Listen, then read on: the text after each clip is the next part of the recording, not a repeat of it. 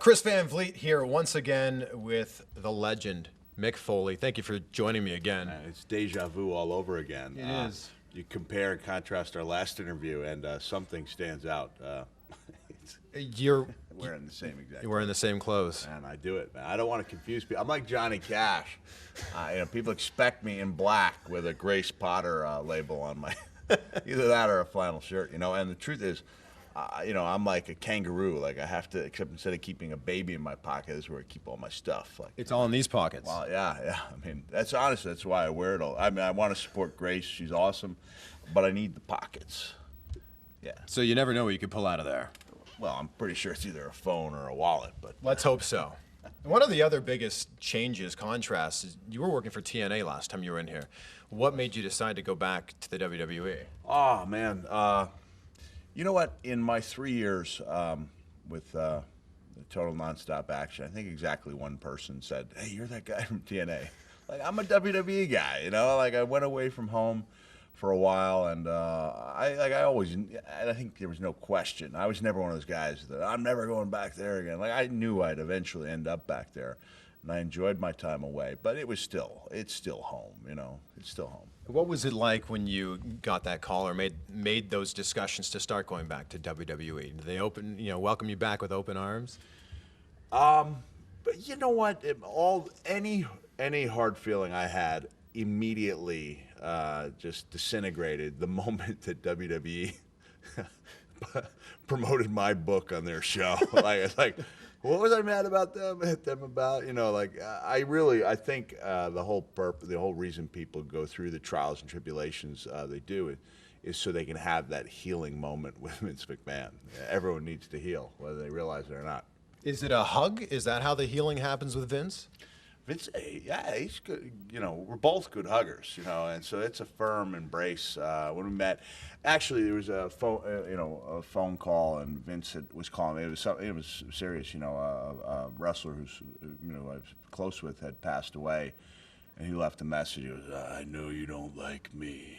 That's my Vince McMahon, and I called him up and I said, "I like you, Vince." Well, the reason you're here in Cleveland is you're on your comedy tour. Yeah. And I know there's a lot of wrestling fans watching this right now that are going, what? Or what? That was my Stone Cold impression there for you. They're also wondering, what's a Mick Foley comedy show like? It's mediocre. It's nothing to leave home with. No, it's good, man. But it's good. Do you have to be a wrestling fan to enjoy your style of humor? No, you don't. But here's the funny thing: is wrestling fans think you have to be a wrestling fan because they want to feel special. They don't want to admit it's for everybody.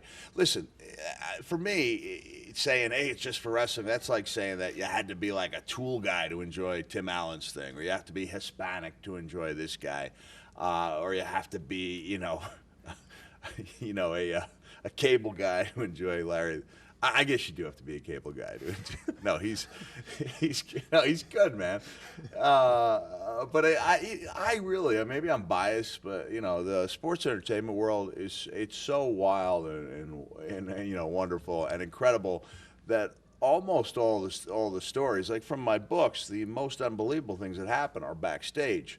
So you take a guy like me, I've been traveling and doing this stuff for 27 years. You get some good stories, and they're going to resonate with people whether or not they're wrestling fans or not. How many Al Snow jokes are part of your set? I broke out an Al Snow story last night because I was taking questions, but I try not to give him any more publicity. He's ridden my coattails long enough. Yeah, oh man, what a ride it's been, yeah. Would you say that comedy starting out is kind of like wrestling starting out, where you're paying your dues, you're trying to get recognized, you're traveling from town to town, maybe not making a lot of money? Would you say that they're similar? No, I'm making a lot of money. No, honestly, the easiest thing to do is I really struggled in the beginning. I mean, I've been doing this for 3 years, and I would do an appearance at a mall. And I would get 300-400 people, and then I'd go do comedy in the town. I'd get 50, and you would ask people like, "So you'll wait in line for 2 hours to meet me for 30 seconds, but you won't sit down for the same price and listen to me tell stories for an hour, and it's like kind of yeah, because it's an unknown quantity. You know, it's like taking a chance. And the hardest thing has been trying to convince people that the same guy who made them laugh when he was in the ring, the same guy who made them laugh when they were reading the book, is going to make them laugh on stage. And I would make more money, honestly, doing just flat out appearances, or if they build these as a Q&A, like Hulk Hogan does that. You know, he goes around and they do a Q&A, and people know exactly what it's going to be. It's more challenging. To do it this way, it's more difficult to get the word out and to get people to sample it. But once they sample it, they like it, man. They stay, and they enjoy the meal. And it's have I just worked that food analogy about as far as it'll go? Okay. Certainly worked it in there. Yeah. You were at WrestleMania this year, hanging out backstage. Yeah. What was the best match on the card, in your opinion? Well, if WrestleMania is a banquet. Back with the food references. Your appetizers, your little horse duvers, as Archie Bunker would say. Bob Levy's popping at my stuff. He really is. Horse duvers. I don't know if we're getting that on camera. Hey, Edith, you need those little horse duvers. You had to be smart just to know what Archie was trying to say, what word he was actually butchering. The evaporated milk that he needed. So if it was a banquet, I would say the main course, was to me the main course was Triple H and the Undertaker. I had said on my Twitter that wise money says never bet against the Undertaker at Mania when you're trying to determine what the real main event is. Yeah. But that being said, Punk and Jericho had a great match. I thought The Rock and Cena, I really enjoyed their match. I would go so far as to say it was great, but there was just that, there was that special, unique feeling about Undertaker and Triple H. There was some talk, maybe some rumors online, that maybe you'd be part of WrestleMania 29 taking on The Undertaker and his streak. Would that be something you would be interested in doing? Well, I was the guy who started those rumors. Look, man, I couldn't have had the type of match with The Undertaker that Triple H did. Honestly, I just can't do it like that anymore. So I'm best, like if my career was like a smorgasbord, I would say that we're having the after dinner tea, and that's kind of what I did with Santino, and the sock and the Cobra, and people really enjoyed that. Sure. I'll tell you what. I'll tell you something, brother. I've gotten a standing ovation like 7 or 8 times in my career from the guys backstage, and on say it was 8, okay, say it was like a 7-course meal, an 8-course meal. 7 of those times I'd come back and I'd almost like need the stretcher, and people would be like, "Oh, you did it," and I'd be like, "Oh, stat, I need," And you'd remember fluids. like 4 of those? No, I remembered all except Hell in a Cell.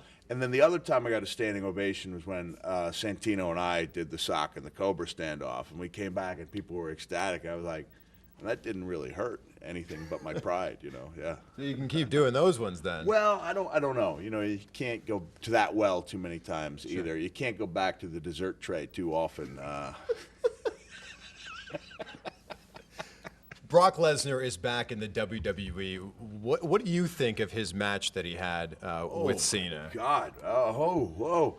I'll say this: I've watched, I watch a lot of the pay-per-views, and it had a room full of people who've watched a lot of pay-per-views, reacting in a way that was completely different than anything I'd seen before.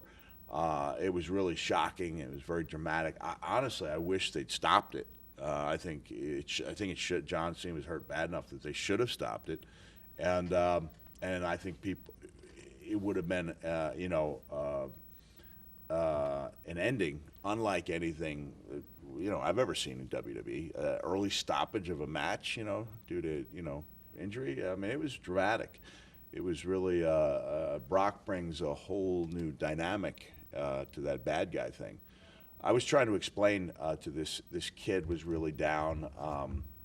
He was getting picked on because he was wearing a John Cena shirt. It's a true story. Okay. And I said, listen, no one else knows John Cena. I know John Cena. I'm telling you, he's one of the nicest people I've ever met. And he goes, but that's because he's a good guy. I said, no, I'm not talking about good guys and bad guys. I'm talking about good people, and John Cena is a good person. And the guy looked at me, and he was like 7 or 8 years old. He goes, so Brock Lesnar's a good person too? I said, no, Brock's really mean. You know, like he is mean. He's a mean guy, and he means it. Like everyone else, when they talk about WWE, it's like, I just want to give for the WWE universe. And when I walk through that curtain, I mean, it takes a lot of guts to say, I don't care about walking through the curtain. I don't care about those people out there. I care about me. Wow. Yeah, it's pretty heavy. Absolutely. Mick, a pleasure as always. Thank you so much. Thank you. And I hope to see you soon. Maybe see this shirt again as well. So, let's dine on the banquet of friendship someday. Let's. Okay, let's do it. Thank you. Have a nice day and a nice dinner.